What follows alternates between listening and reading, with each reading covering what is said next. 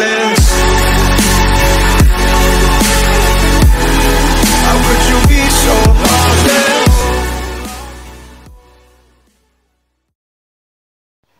Assalamualaikum warahmatullahi wabarakatuh. Saya Amana Nur Febrianti. Dalam video ini saya akan membahas tentang konstanta kesetimbangan. Apakah kalian tahu konstanta kesetimbangan itu apa?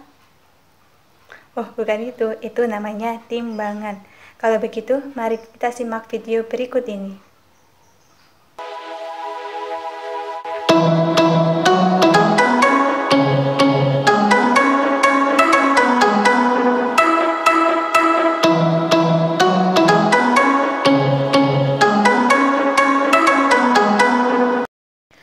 Kesetimbangan kimia terjadi pada reaksi yang reversibel.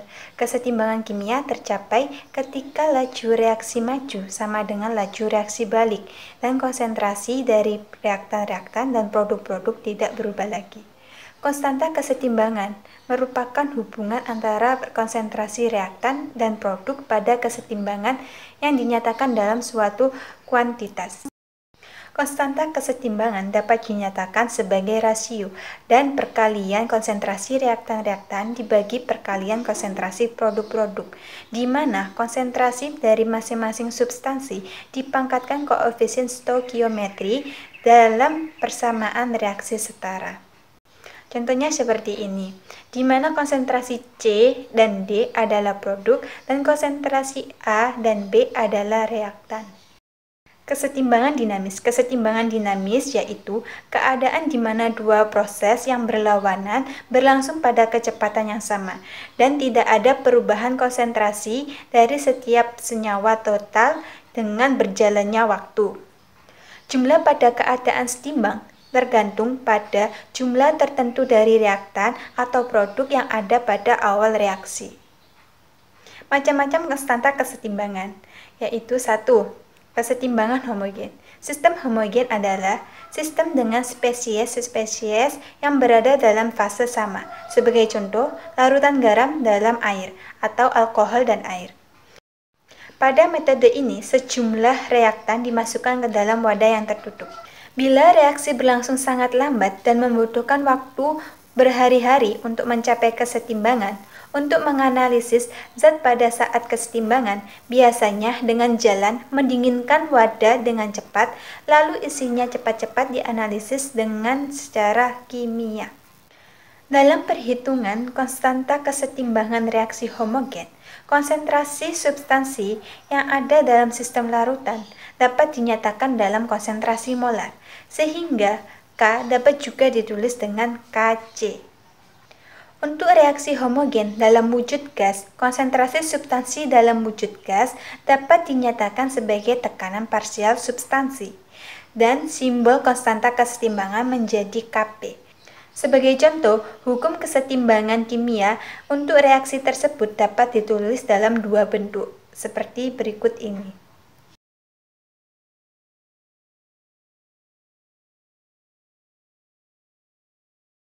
Hubungan antara Kp dan Kc adalah sebagai berikut, di mana R adalah tetapan gas universal, T adalah temperatur, dan delta Ng adalah jumlah mol produk gas dikurangi jumlah mol reaktan gas.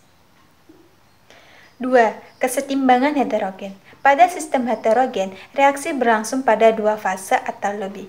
Jadi, pada reaksi heterogen dapat dijumpai reaksi antara padat dan gas atau padat dan cair, dan seterusnya. Cara paling mudah untuk menyelesaikan persoalan pada sistem heterogen ini yaitu dengan menganggap komponen-komponen dalam reaksi bereaksi pada fase yang sama. Tekanan uap zat padat akan selalu tetap bila suhunya tetap, dan besarnya tekanan uap zat padat ini tidak bergantung pada jumlah zat padat yang ada.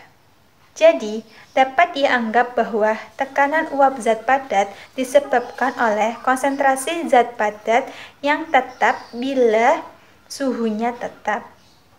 Dalam perhitungan konstanta kesetimbangan heterogen yang melibatkan substansi dalam wujud cairan murni atau padatan murni, konsentrasi substansi cair dan padat tersebut diabaikan dan tidak ikut diperhitungkan. Untuk mengetahui apakah reaksi itu telah mencapai kesetimbangan dan memprediksikan arah reaksi, ditentukan nilai dari koefisien Qc dengan mensubstitusikan nilai konsentrasi masing-masing substansi pada keadaan setimbang pada konstanta kesetimbangan kimia atau Kc, dengan nilai konsentrasi awal masing-masing substansi pada keadaan reaksi tersebut. Hc sama dengan Kc, artinya reaksi telah mencapai kesetimbangan. Dan jika Hc lebih kecil dari Kc, reaksi akan berlangsung dari arah kiri ke kanan hingga mencapai kesetimbangan kimia, atau dalam arti reaktan ke produk. Dan jika Hc lebih besar dari Kc, reaksi akan berlangsung dari arah kanan ke arah kiri hingga mencapai kesetimbangan kimia, atau dalam arti produk ke reaktan. Berikut beberapa hubungan Hi dan hubungan K dari reaksi-reaksi yang berkaitan.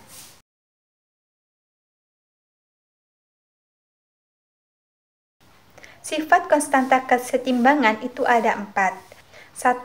Tetapan kesetimbangan K hanya valid pada kesetimbangan. 2. Pada temperatur tetap, K tidak bergantung pada tekanan atau konsentrasi harga K pada bermacam-macam temperatur berbeda-beda. 3. Biasanya harga Kc atau Kp menunjukkan seberapa jauh suatu reaksi dapat berjalan pada keadaan tertentu. 4.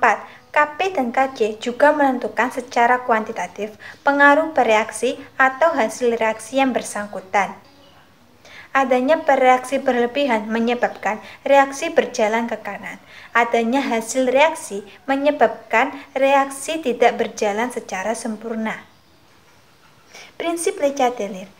Pengaruh perubahan tekanan, suhu, konsentrasi, dan variabel pada kesetimbangan telah diringkas oleh Le Chatelier dalam prinsipnya yang menyatakan bahwa setiap perubahan pada salah satu variabel sistem kesetimbangan ke arah tertentu yang akan menetralkan atau meniadakan pengaruh variabel yang berubah tadi. Sebagai contoh, bila reaksi bersifat endotermik atau membutuhkan panas, maka naiknya suhu akan menggeser kesetimbangan ke arah pembentukan produk untuk meniadakan pengaruh naiknya suhu. Bila reaksi bersifat eksotermik, maka naiknya suhu akan menggeser kesetimbangan ke arah sebaliknya. Adapun faktor-faktor yang mempengaruhi konstanta kesetimbangan, yaitu 1.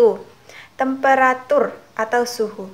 Jika suhu atau temperatur pada sistem kesetimbangan itu dinaikkan, maka reaksi kesetimbangan akan menurunkan temperatur, sehingga kesetimbangan akan bergeser ke pihak reaksi yang menyerap kalor atau reaksi endoterm.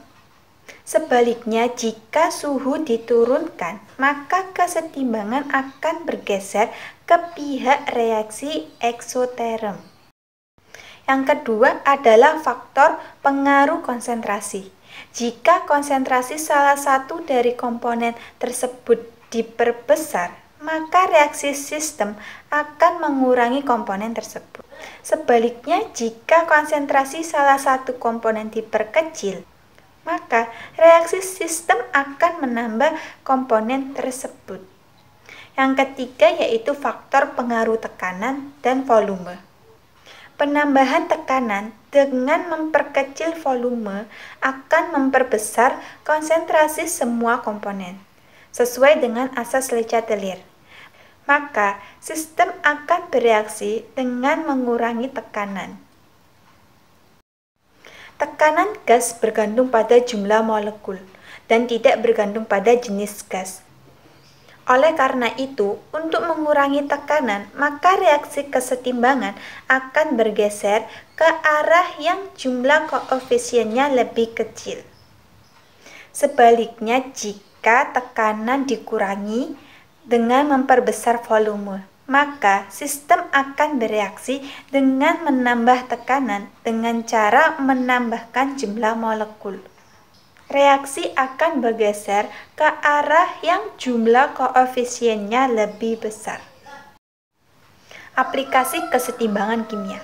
Kesetimbangan kimia dapat diaplikasikan salah satunya dalam pembuatan amonia atau NH3. Pada tahun 1908, ilmuwan Jerman Fritz Haber menentukan cara mensintesis NH3 untuk menghasilkan produk NH3 dalam jumlah yang besar. Dengan menerapkan asas Le-Chatelier, ia memahami bahwa dalam pembentukan NH3 atau amonia yang bersifat eksoterm itu membutuhkan suhu yang rendah dan tekanan yang tinggi agar kesetimbangan bergeser ke kanan atau produk reaksi. Amonia sendiri dapat digunakan sebagai bahan baku pembuatan pupuk, obat-obatan, dan bahan peledak dan lain-lainnya. Sekian pembahasan dari saya tentang konstanta kesetimbangan. Wassalamualaikum warahmatullahi wabarakatuh.